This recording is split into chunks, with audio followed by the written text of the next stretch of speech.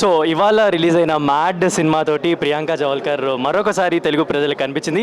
And SR Kalyan మండపం, taxi వాలా, ఇలా ఆమె మూవీస్ అన్ని హిట్ మూవీసే. అండ్ ఇప్పుడు మనతో ప్రియాంక గారు ఉన్నారు. మ్యామ్, ఎలా అనిపిస్తుంది ఈ మూవీ మ్యాడ్ మ్యాక్స్?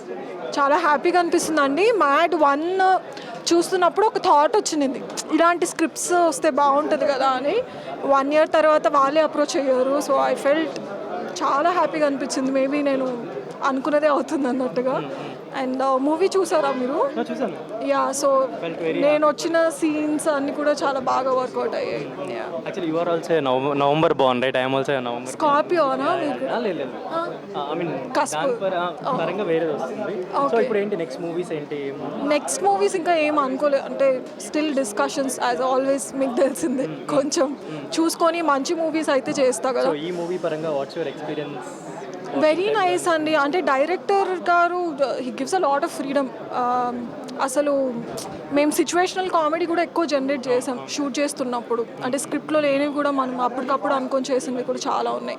అండ్ ఆయనకి చాలా పేషెన్స్. ఇంతవరకు అసలు కొంచెం విసుక్కోవడం కానీ కోప్పడడం కానీ అసలు ఎప్పుడూ సెట్లో చూడలేదు. సో ఐ థింక్ కొంచెం గ్యాప్ వచ్చినట్టుంది కదా రీసెంట్గా మీ మూవీ రావడం. సో ఎందుకంటే మంచి స్క్రిప్ట్ చేయాలన్నది అండి. The whole point is hit movies ఉంటే బాగుంటుంది కదా అని. అదే నాకు వర్కౌట్ కూడా అవుతుంది అలానే.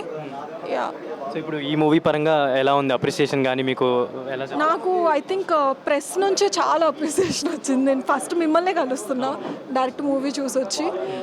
మీరందరూ ఇంత అప్రిషియేట్ చేస్తుంటే హ్యాపీగా అనిపిస్తుంది. సో ఫర్దర్గా మేము ఎలాంటి రోల్స్లో చూడొచ్చు ప్రియాంక జవల్కర్ గారు? అలా ఏం లేదు, మంచి సినిమా ఏదైనా పర్లేదు. థ్యాంక్ యూ అండి. Waiting for more movies. And